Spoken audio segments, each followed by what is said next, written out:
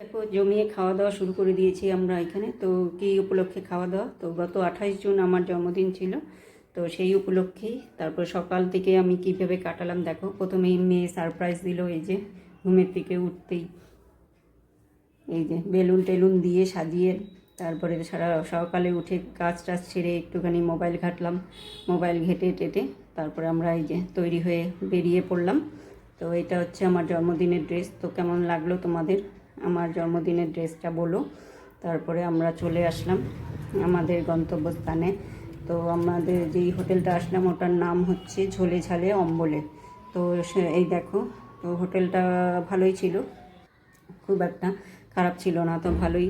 তো যেহেতু সেদিন উইকডেজ ছিল ওই জন্য একটু খালি খালি ছিল আর কি, তো এই জন্য নিজেদের মতো টাইমটা স্পেন্ড করতে পেরেছি একদম ভালো করে। তারপরে এইদিকে মেয়ে এসে আবার আরেকটা সারপ্রাইজ দিল, এই দেখো কেক নিয়ে এসেছে, কেক কেটে কেটে এই যে। তো খুব ভালো লাগলো, আমার দিনটা খুব ভালোভাবে এইভাবে কাটাতে পারলাম তো সবার সাথে। তো এই যে এখানে কেকটা এনেছে, কেকটা দারুণ টেস্ট ছিল, কোথা থেকে এনেছে বলতে পারবো না, কিন্তু খুব দারুণ টেস্ট ছিল কেকটা, খুব সুন্দর কেক। এই যে কেক খেয়ে তারপরে ওইদিকে আরেকজন মেনু ডিসাইড করছে, মেনু টেনু ঠিক করে তারপরে এখন আমরা তারপরে স্টার্টারে কি খাবো সেটা একটুখানি বেছে নিলাম।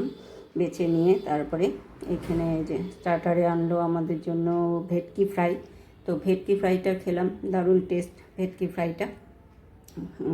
তো খুব ভালো লাগলো। এই যে আরেকজনকে দেখো, তার খেলা চলছেই, পিছনে ছাড়ছে না, খেলা যেখানেই যাবে খেলা, খেলার দিকেই মন, দেখো দেখেছো, খাওয়ার দিকে মন নেই।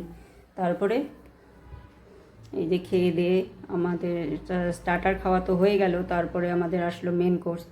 মেন কোর্স চলে এসেছে। তো মেন কোর্সে কী কী নিয়েছি আমরা দেখো। তো প্রথমে নিয়েছি প্লেন রাইস, তারপরে বাসন্তী পোলাও, তারপরে একটা বরলি মাছের কি ঝাল, ঝাল তেল ঝাল না কি একটা আইটেম, তো দারুণ টেস্টি ছিল আইটেমটা। তো সব কটা আইটেমই ভালো ছিল। তারপরে এই যে ভেটকি পাতুরি, তারপরে ইলিশ ভাপে, আর চিকেন কষা, চাটনি। তো এই হচ্ছে আমাদের আজকে মেনু। তো তোমাদের কেমন লাগলো মেনুগুলো আমাদের জানিও। তো দারুণ ছিল আইটেমগুলো, প্রত্যেকটা আইটেম দারুণ। তোমরাও যদি চাও তো আসতে পারো এখানে ঝোলে ঝালে অম্বলে।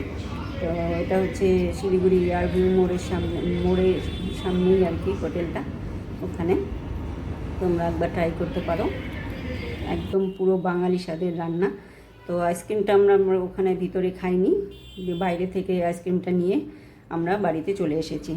তারপরে বাড়িতে চলে আসলাম, এসে তারপরে বিকেলে সন্ধেবেলা আবার ভাই আমার জন্য আবার পাঠালো একটা কেক, সুন্দর ব্লুবেরি কেক, এটা সেই হবে মনে হচ্ছে। ওই কেকটাও দারুণ ছিল, এই কেকটাও দারুণ পুরো।